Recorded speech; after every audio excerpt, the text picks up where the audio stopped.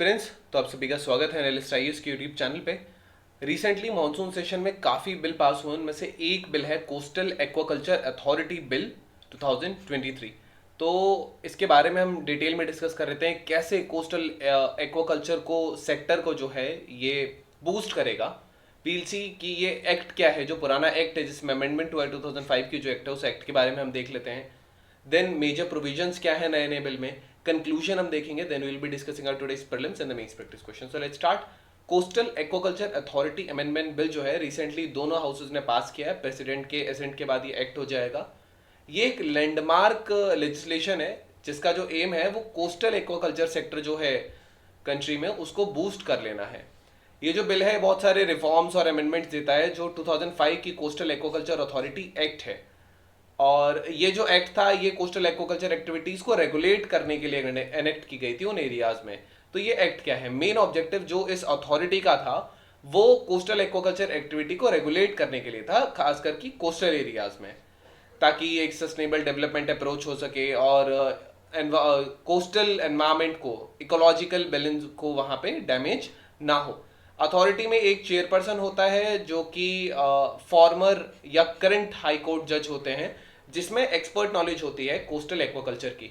Members जो हैं ये अलग अलग डिपार्टमेंट्स नॉमिनेट करते हैं, जैसे central department of ocean development, ministry of environment and forest, ministry of agriculture, ministry of commerce, और 4 मेंबर कोस्टल स्टेट्स को रिप्रेजेंट करते हैं जो रोटेशनल बेसिस पे चेंज होते हैं, और एक मेंबर सेक्रेटरी होता है।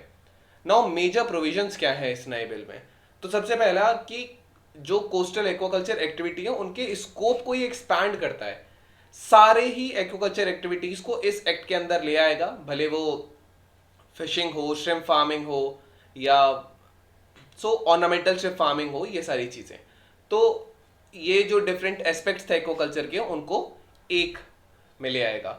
ये इसमें एमर्जिंग एक्वाकल्चर प्रैक्टिसेस जो हैं कि केवल श्रिम्प फार्मिंग नहीं, राइट, इसमें एनवायरमेंटल फ्रेंडली एक्वाकल्चर प्रमोट किया जाएगा, जैसे कि केज कल्चर होता है, सीवीड कल्चर होता है, मैराइन ऑर्नामेंट फिश कल्चर होता है, ये सारे कल्चर्स को बढ़ावा दिया जाएगा। ये जो प्रैक्टिसेस हैं ये बेसिकली इवॉल्विंग लैंडस्केप के साथ अलाइन करती हैं, और ये सब्सटेंशियल रेवेन्यू देती हैं, एम्प्लॉयमेंट अपॉर्चुनिटीज देंगी कोस्टल कम्युनिटीज को।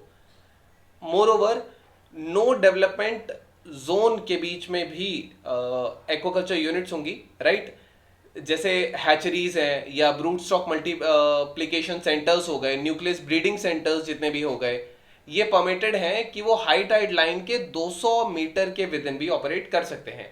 जो अमेंडमेंट है इसका एम है वो जो पहले अनसर्टेनिटीज थी, जो सेक्शन 13 जो ओरिजिनल एक्ट CAA 2005 था, इसका जो सेक्शन 13 देता था जिसमें कोस्टल एक्वाकल्चर को इन बेसिकली CRZ रेगुलेशन से एक्सक्लूड किया गया था, तो उसमें ये रखा है। और मोर ओवर ये रेगुलेटरी प्रोसेस को बहुत सिंप्लीफाई करता है, ईज ऑफ डूइंग बिजनेस को इंक्रीज करेगा, राइट। रजिस्ट्रेशन में जैसे मॉडिफिकेशन होता है तो और ज्यादा स्ट्रिक्ट प्रोविजंस होंगे इम्प्रिजनमेंट के लिए, जहां सिविल पेनल्टीज भी होंगी। तो कोई भी अगर अनरजिस्टर्ड कोस्टल एक्वाकल्चर एक्टिविटीज करता है, तो ये जो शिफ्ट है टुवर्ड्स सिविल इंस्ट्रूमेंट्स, ये बेसिकली मॉडर्न रेगुलेटरी प्रैक्टिसेस दिखाता है कि जेल की जगह आप फाइन दे सकते हैं। तो ऑपरेशनल फ्लेक्सिबिलिटी, ये जो अमेंडमेंट है ये बेसिकली जो सर्टिफिकेट्स हैं उनको प्रोविजंस को मॉडिफाई करता है रजिस्ट्रेशन के, अगर ओनरशिप का चेंज होता है, एक्टिविटी साइज में इंक्रीज होता है। तो एडिशनली ये कोस्टल एक्वाकल्चर अथॉरिटी को एम्पावर करता है कि वो जो डिले होता है रेवेन्यू एप्लीकेशंस में, कंपाउंडेड फी लेके वो उनको कम कर सकता है। देयरफॉर एडमिनिस्ट्रेटिव फ्लेक्सिबिलिटी इंक्रीज कर देगा। Environmental protection and compliance, standard set हैं इमिशंस और इफ्लुएंस के लिए। अमेंडमेंट कोस्टल एक्वाकल्चर अथॉरिटी को एम्पावर करता है कि वो स्टैंडर्ड्स बना सकती है, कितना एमिशन होना चाहिए, कितना डिस्चार्ज होना चाहिए एक एक्वाकल्चर यूनिट से, और ताकि हम जो ओनर्स हैं उनको अकाउंटेबल बना सकें, ताकि वो इन स्टैंडर्ड से एडहर करें। नाउ पॉल्यूटर पेज प्रिंसिपल, ये जो पॉल्यूटर पेज प्रिंसिपल है इसका मतलब कि जो एक्वाकल्चर यूनिट के जो ओनर्स हैं, अगर एनवायरमेंट रिलेटेड कोई डैमेज होता है तो उनको ये कॉस्ट बियर करना पड़ेगा, या अगर डिमोलिशन होता है जो अथॉरिटी एक्सेस करती है। So these are the things. Then prohibition in ecologically sensitive areas, amendment coastal aquaculture जो प्रोहिबिट कोस्टल एक्वाकल्चर एक्टिविटी हैं उनको इकोलॉजिकल सेंसिटिव एरियाज में प्रोहिबिट करता है, या बाकी अगर कोई ऐसा एरिया जो जियोमॉर्फोलॉजिकल फीचर्स में अच्छे हैं, ताकि वनरेबल इकोसिस्टम्स का प्रोटेक्शन एनहेंस हो सके। More over antibiotic free aquaculture होगा, जैसे एंटीबायोटिक्स हैं, पैरामेकोलॉजिकली एक्टिव सब्सटेंस जो हैं, इनका जो यूज है वो बेसिकली प्रोहिबिट कर दिया है। और ये अमेंडमेंट जो एक्वेटिक इकोसिस्टम है या एनवायरमेंटली कॉन्शियस प्रैक्टिस जो है उसको प्रमोट करता है।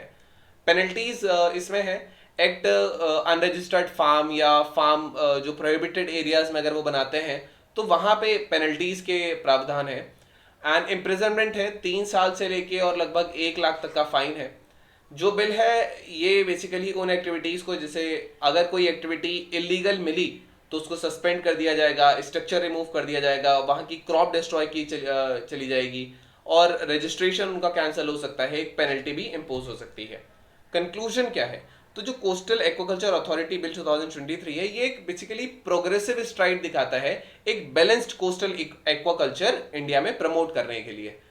सो by encompassing the allied activities, जैसे इकोलॉजिकल सेंसिटिव एरियाज को सेफगार्ड करना, मोरओवर एक ट्रांसपेरेंट रेगुलेशन इंश्योर होगा। बिल एनवायरमेंटल प्रोटेक्शन को भी अंडरस्कोर करता है और सस्टेनेबल ग्रोथ भी दिखाता है। जो फ्रेमवर्क है ज्यादा स्ट्रिक्ट एनफॉर्मेंस प्रोविजंस के लिए, पेनल्टीज के लिए, राइट, इन मैकेनिज्म्स के लिए, ये अकाउंटेबिलिटी इंक्रीज करेगा वाइल रिस्पॉन्सिबल प्रैक्टिसेस भी इंक्रीज होंगी। बिकॉज इसमें आपने देखा था कि प्रमोटर विल पे, राइट। तो इसका जो इंक्लूसिव कंपोजिशन है और एनहेंस्ड फंक्शन है, ये बिल एक कॉम्प्रिहेंसिव अप्रोच रिफ्लेक्ट करता है जो कि कोस्टल एक्वाकल्चर के economic potential as well as ecological wellbeing दोनों को हार्मोनाइज करता है। Now we have our prelims practice question. Which of the following coastal plain is located between Sahyadri and Arabian Sea? Gujarat coastal plain, West coastal plain, Karnataka coastal plain, or East coastal plain? So you have to type it in the comment section. I'll let you know if it's correct or not. Now we have our mains practice question. What are the key features of Coastal Aquaculture Authority Amendment Bill 2023, and how do they aim to address challenges associated with coastal aquaculture practices?